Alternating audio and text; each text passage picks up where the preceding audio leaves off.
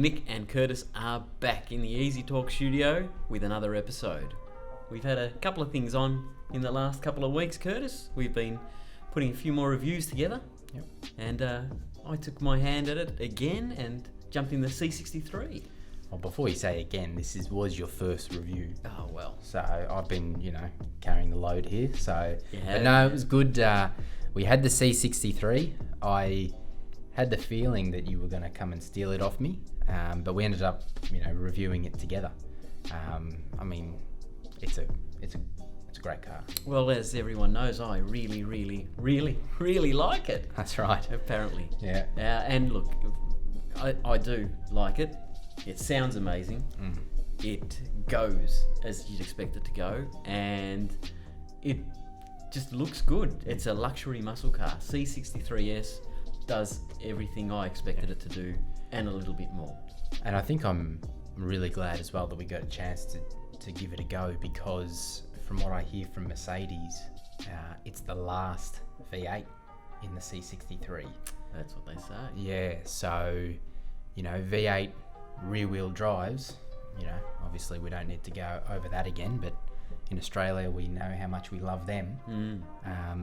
And unfortunately there's not that many options. You've got to go into quite a high level of car, which the C63 is, but even that we're going to lose soon. So it was great to get in that and have a drive and have a go with that. Yeah, it's a great car, and your point about rear-wheel drive V8s, the C63 is just that, a great rear-wheel drive V8.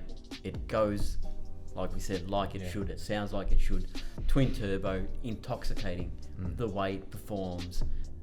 We got to fill it up with fuel as well, and look, we didn't have it for that long, but I think that car's pretty much a daily driver.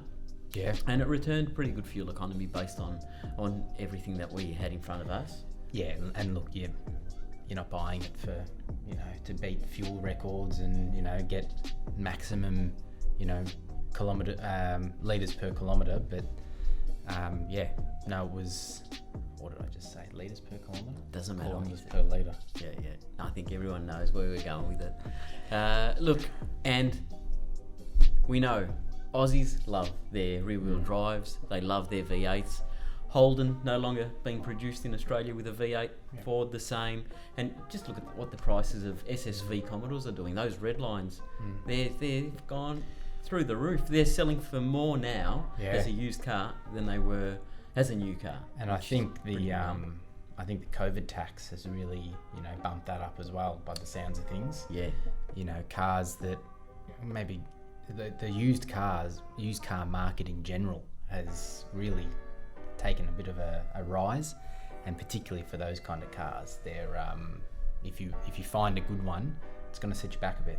That's right. And look, with Aussie-made cars nowadays, again, you can't buy them anymore. So anyone that's bought one, people have started buying them as an investment. They're parking them, garaging them, not driving them, which is a real shame. For me, the enthusiast, I love getting out there and seeing a car on the road and appreciating it. You know me, I love cars, I love car shows. The ego loves it when I'm cruising along and someone gives me a thumbs up when I'm in the Charger or the GTO. And I just wanted to bring this point up. Car shows are back. Here, we've got all sorts of car shows. Summonets has been cancelled for the year, which I know you'd be devastated about, Curtis. I wouldn't know the first thing about it. You would have loved to go to Summonets. They've got an alternative this year. They've got Summonet Slam. And it's going to be on in Sydney on the weekend of the 9th of January. I might have to convince a couple of people to come along to that one. Any thoughts as to who could join me? I reckon you know. Mate, I'm a bit of a car show rookie, to be honest. A bit of an amateur. I've been interested in going to some, but I'm just not that committed to it. Fair enough. But, maybe if you find a good one, I might come along. I wanted to actually... We kind of skipped over the C63. A question I had, we had the 4-door. Yep. But I've seen, and I thought that was the one I liked. Yep. I've seen recently on Instagram and, going around a couple of the 2-doors. I reckon that could almost be my preference now. Really? What did you think? Well, I've started noticing them. When you drive a car, or you start looking for you're not looking if you're buying a car or selling a car or have been told All of a sudden car, you see that one then everywhere. you start seeing it. And you mentioned the C63 two-door. I had a white one drive past me the other day, and I couldn't stop looking at it. Yeah. I thought it looked really good. Yeah. Well, Really. Really. It did. No, it looked good. It just the right amount of chrome on it, tinted windows, black wheels. It looked the part. And again, everything Mercedes does, they do it well. Yeah, they've got a good range out at the moment. Yeah. But yeah, as I said, I've seen a couple more two doors, and they're just obviously you lose the practicality, but just slightly more aggressive, I think, on the road as well. Yeah, just something I thought I'd get your thoughts on. Yeah, the two-door C63. Maybe we can get Curtis into one of those for a review. Oh, that'd be all right. Yeah. Get out of the hot hatches for a change. That's it. That's definitely not a bad thing. You've had the crack at the A35 hot hatch. Yep. You've given us the Megane hot hatch. I would like to do the i30N Yes. and the Civic Type R. Yeah. They're the two on my list next. Wouldn't be bad. Or even just a review of my car, the RS. Maybe, let us know. Which of those three should we try and get our hands on maybe this side of Christmas? Yep. Or in the new year? But that'd be, they're a couple of the cars that I've been hoping to maybe do a review of next. I'd like to see a review of the RS. And I say that for a couple of reasons.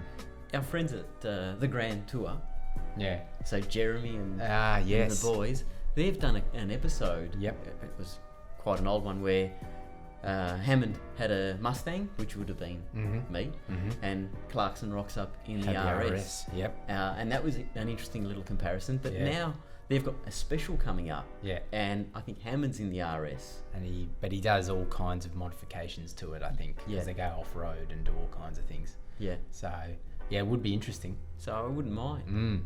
Well, all right. Well, we might create a bit of a poll then and see which car comes out on top, and that'll be the one we review next. Yeah, well, I'm voting for the RS. All right. And Look I'm forward to voting for the RS, and I wouldn't mind hearing about the mods that are out there. Oh, yeah. I got to drive a little Focus a couple of weeks ago.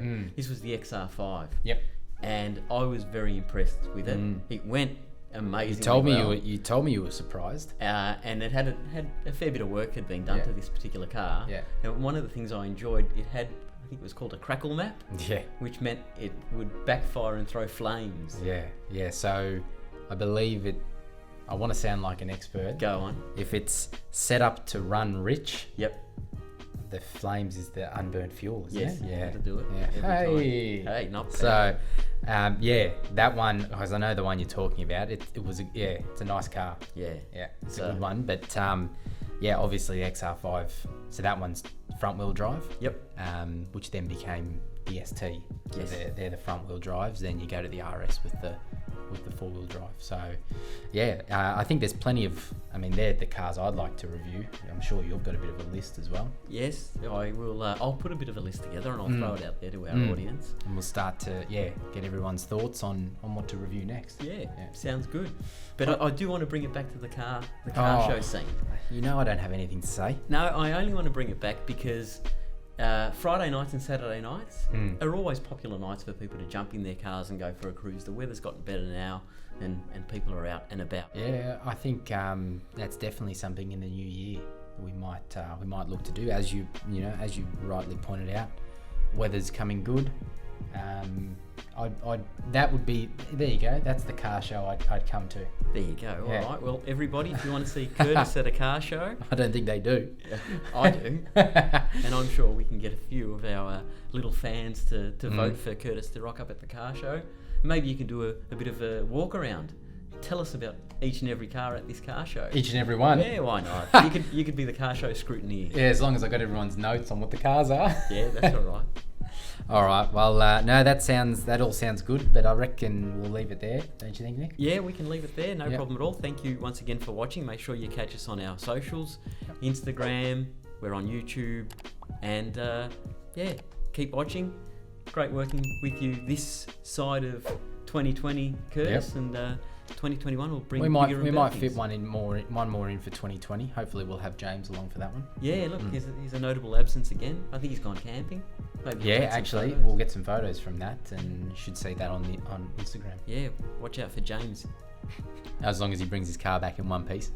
Yes, he's pretty good at not doing that. Yeah. All right. Thanks for watching, guys. Thank you.